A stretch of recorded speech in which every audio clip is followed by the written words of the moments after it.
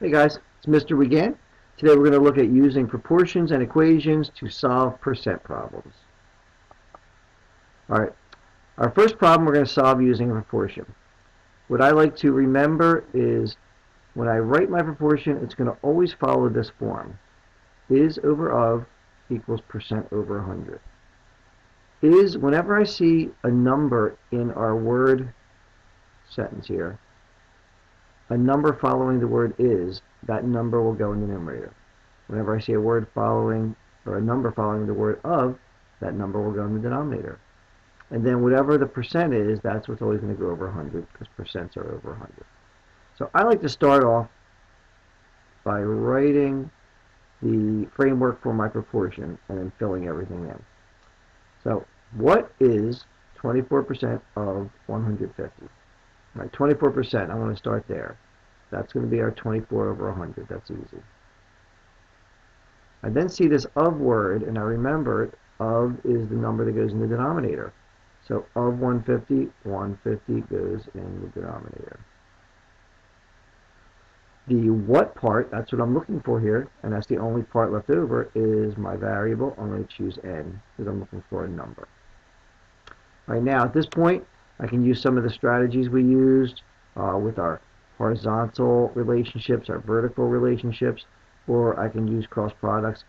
I'm just going to go right to cross products for this one. So n times 100, 100n.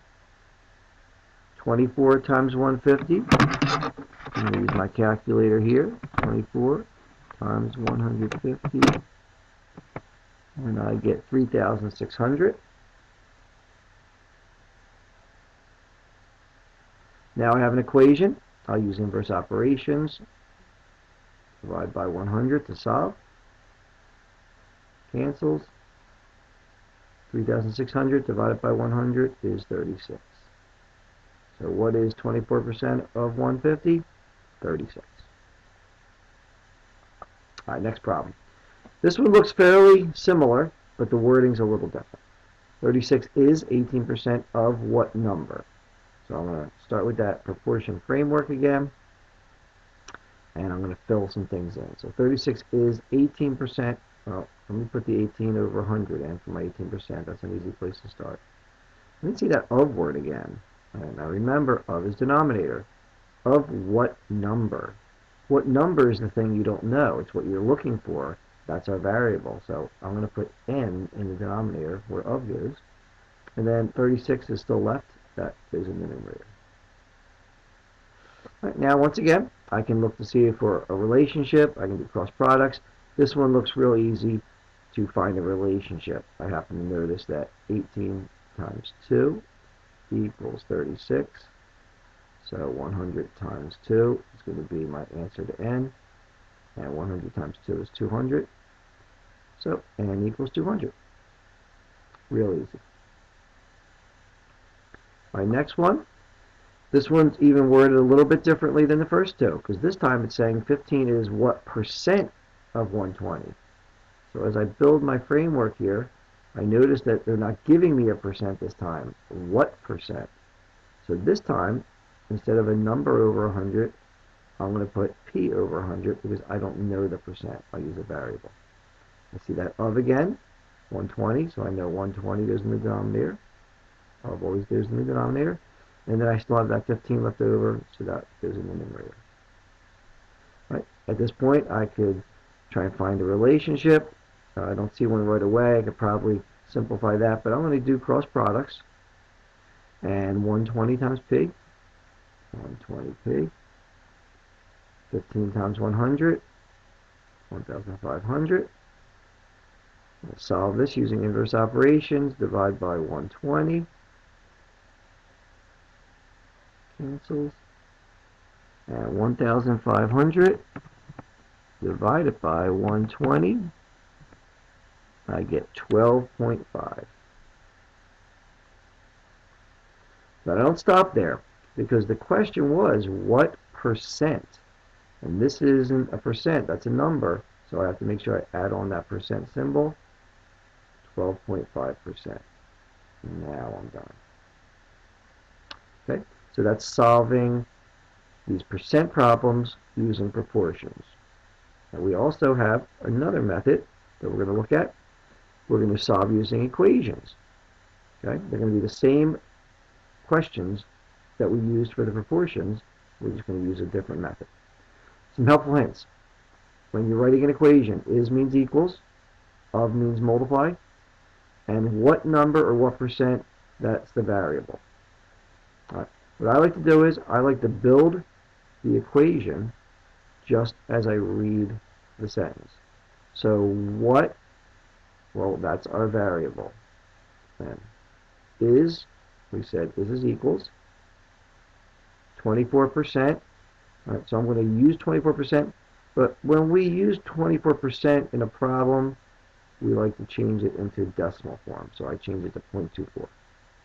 Of is to multiply, so I'm going to use parentheses to show multiplication. 150 is 150. So I'm multiplying 0.24 times 150, and n equals 36. Same answer we got when we solved this using a proportion, just a different method, a different way to go about the problem.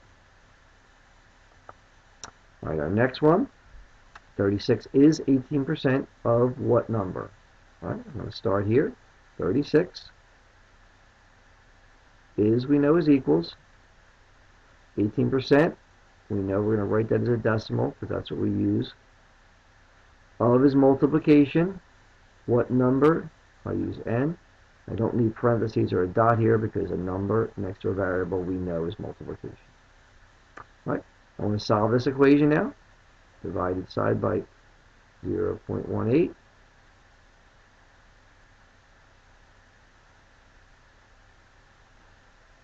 Cancels, and 36 divided by 0.18 is 200. And that's the same answer we got before, but once again, different method, using an equation this time. All right, last one. 15 is what percent of 120? So I'm going to start over here. 15 is equals what percent? I like to use p. I don't know if you noticed that in the proportion one. When I'm looking for a number, I use n as a variable. When I'm looking for a percent, I use p as a variable. Of is multiply 120. So I'm actually going to write the 120 here, because when we show multiplication of a number and a variable, even though the variable actually came up first, then the number, we write the number and the variable when we write equations. So I'm just going to skip to that. If you're not sure and you wanted to write it out this way first, p times 120, then switch it back to that, that would be okay. But you want to make sure this is the form that you're using when you're solving. All right, so I'm going to divide each side by 120.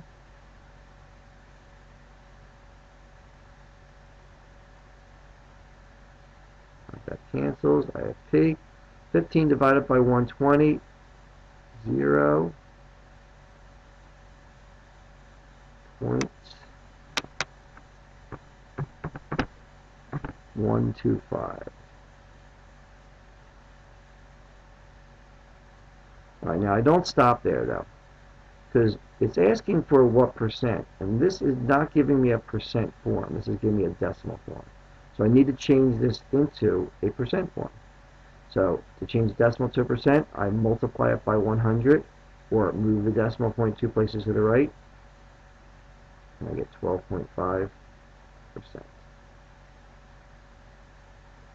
And that's my final answer. Make sure that you do that, because if you leave the answer like that, you're really not leaving it in percent form. Right? So that was solving percent problems using equations. We looked at proportions. We also looked at equations. Two different ways to solve the same kind of problem.